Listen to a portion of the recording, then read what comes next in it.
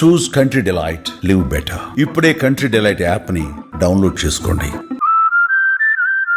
So అంత నేర్చుకున్నారు కదా, మరి తెలుగు ఇండస్ట్రీలో ఇలా ప్రవర్తిస్తున్నప్పుడు కనీసం మీకు తెలియకపోయినా కానీ మీ కో ఆర్టిస్టులు ఉంటారు కదా, లైక్ మిమ్మల్ని ఇష్టపడే వాళ్ళు, లైక్ హీరోలు కావచ్చు లేకపోతే హీరోయిన్స్ కావచ్చు.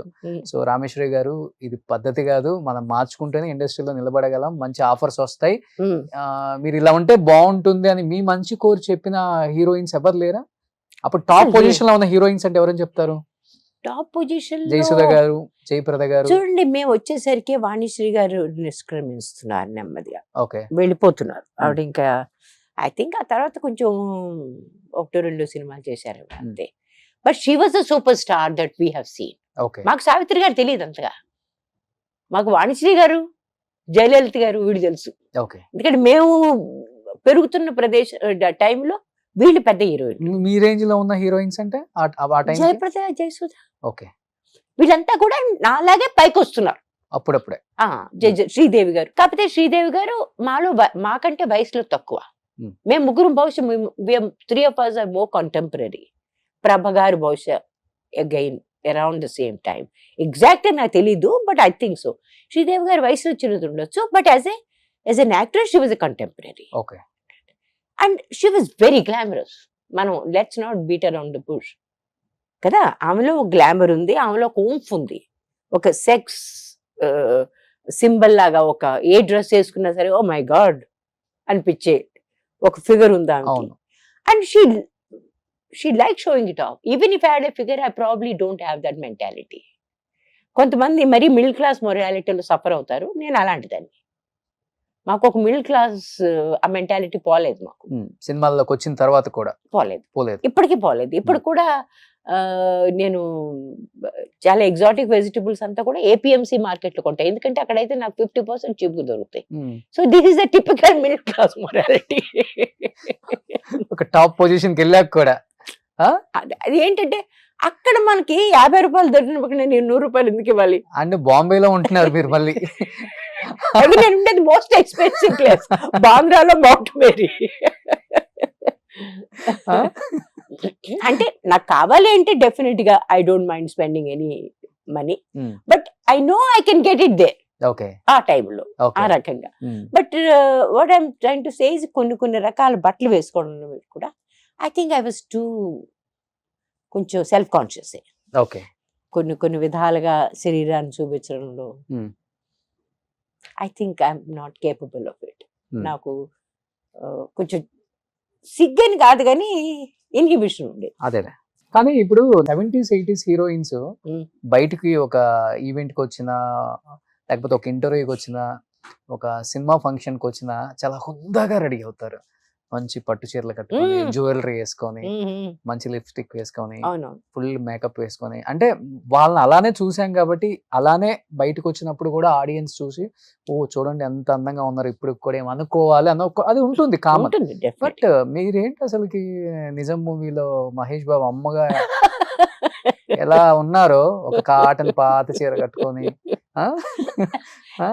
నిజం సినిమాలో మా రిలేటివ్స్ నాకు ఫోన్ చేసి మరీ తిట్టారు, ఏంటి అంతగా పాడైపోయావు నువ్వు అన్నారు.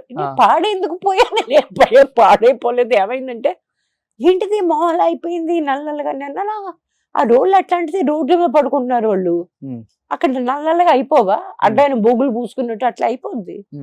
అంతేగాని అదేదో పెద్ద పొద్దున్నుంచి సాయంత్రం వరకు బ్యూటీ సెలూన్కి వెళ్ళిన వాళ్ళు ఎట్లా ఉంటారు అంటే, మరీ నువ్వు ఆ మాటకు వస్తే మహేష్ బాబు వాళ్ళ మేకప్ మ్యాన్ నన్ను అన్నాడు, అమ్మ కొంచెమైనా సరిగ్గా ఉండండి అమ్మా, మీరు మీ వల్ల మేము కూడా చేసుకోవాల్సి వస్తుంది.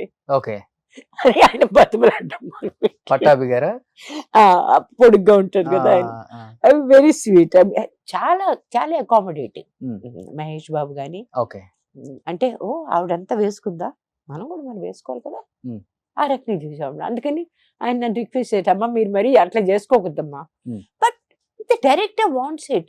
అది కూడా ఒక ఈగోయే నాకు. నేనేమి అందంగా కావాలని నేను ట్రై చేయను. As an actress it's my duty to look the part. Okay, ఒకసారి సరిత సరిత అని ఒక యాక్ట్రెస్ ఉన్నారు కదా, అవును. మరో చరిత్ర, ఆ అవునవును, టైంలో మంచి actress. అద్భుతమైన యాక్ట్రెస్ ఆమె. ఆ మంది నేను ఒక చోట పల్లెటూళ్ళలో ఒక సీన్ చేస్తుంటే ఆ పల్లెటూళ్ళలో వాళ్ళందరి మధ్యలో నేను ఒక్కదానిలో ఉండాలి అని ఒక తపన ఉండేది. That is so true. Hmm. మనం వాళ్ళలో అంత వేరుగా ఎందుకు అనిపిస్తాం? అదే రకంగా ఇంకో సినిమాలో నేను శారద అనే సినిమాలో చేస్తున్నా, జితేందర్ నేను. దానిలో మొట్టమొదటి సీన్ చేస్తున్నప్పుడే లేక్ డండన్ నా ఫస్ట్ డైరెక్టర్ ఆయనే. Hmm. ఆయన అన్నారు, ఇక్కడ నువ్వు పాట పాడుతుంటే ఇక్కడ ఉండే అనాథాశ్రమంలో ఉండే వాళ్ళు ఎవరికి కూడా నువ్వంటే ఇష్టం ఉండదు.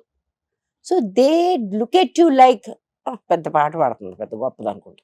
ఆ రకమైన ఒక ఎక్స్ప్రెషన్ ఉంటుంది. నువ్వు అది గమనించినా సరే నువ్వు పట్టించుకో అని ఎందుకు చెప్పారు నాకు మొత్తం. నేను ఎందుకు why don't they like me?